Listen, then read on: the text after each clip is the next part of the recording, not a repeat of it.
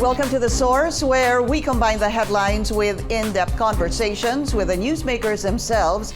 I'm Pinky Webb. Today on the program, an animal shelter in Davao City is in danger of losing dozens of its dogs and cats after the local government ordered its closure. The Davao City government explains its closure order. We find out what's next for the dogs and cats that desperately need loving homes.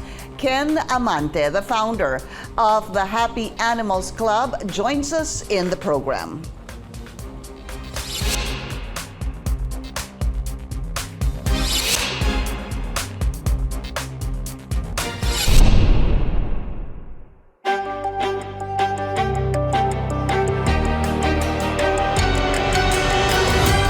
Let's begin first with breaking news here on CNN Philippines. Another Filipino has been killed in the Israel-Hamas war, bringing the total number of Filipino fatalities to 4.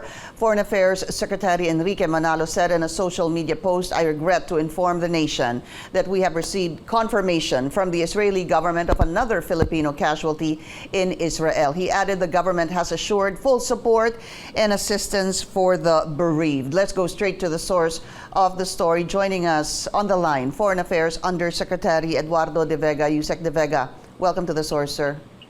Good morning. Good morning. Sad news, of course, Usec. I know that we've been talking much the past days and even weeks. 3 dead initially. I mean, maybe just till yesterday, and there were 3 missing. Now we have a 4th Filipino confirmed dead. Can you share what you can, please, Usec? Yes, there were 3 missing, and she was one of the 3 missing. It's a lady caregiver who was working in one of the kibbutzes, which was badly hit in southern Israel. And there were a lot of people who were killed during the Hamas attack, and their bodies were being identified by the Israeli authorities, and they informed us only some hours ago of this sad confirmation. So she was one of the 3 missing. Yes. But was not taken hostage. That is not certain. That is not certain whether she was taken hostage and then killed. But, well, But she was found, the remains were found, discovered in the kibbutz area. Undersecretary. Sorry, your line is choppy right now. There you go, Usec. I can hear you clear now. So, I'm assuming also. Certainly the family has been informed even before Secretary Manalo. President, of course. Yes. Yes, they've been informed, Undersecretary. So, yeah, breaking news again here on CNN Philippines. 4 Filipinos now confirmed dead in the Israel-Hamas war. We just like to say that we commiserate with the nation. She probably was one of those caregivers who did not abandon their employers when the attacks occurred, and we honor them. The Israeli government honors them. Right, just like the rest Thank of you. them. Just like the rest morning. of them. Undersecretary, please stay on the line. I just want to get more updates. Bringing home the remains of the casualties. I know that the President also said that this will be a priority for the government. And I know also that this is not going to be as easy as we would hope. Can you just give us an update on the possible bringing home of the remains of our kababayans? Well, one of them will be brought home. The remains of one of them will be brought home by the wife in November. By herself, because she had them cremated. Right. This is the main. And then, yes, it's. I'm referring to the first casualty, Mr. Castelvi, and then there are 2 others. Their shipment are still being processed. The Israeli government is working with the Philippines on that. In fact, the Israeli ambassador will receive the remains once they are flown here. It could be the next few weeks, not next few days, because it does take time. And there's no update on the 2 others missing? No, and well, we could look at it half empty or half full.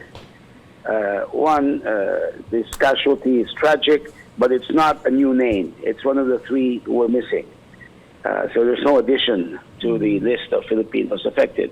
Number two, as for the two, we have no update. One of them, though, we understand is an Israeli passport holder. So that may be why the Israeli government has not yet confirmed any data to us. So it was a naturalized Israeli citizen. She was a naturalized Israeli citizen, one of the two other missing. No? So it's one man and one woman left.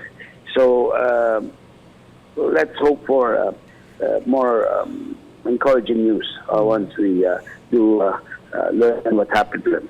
And Undersecretary, just possibly also any developments on the almost, is it 100 of Filipinos already in the border of Gaza and Egypt in the Rafah crossing border?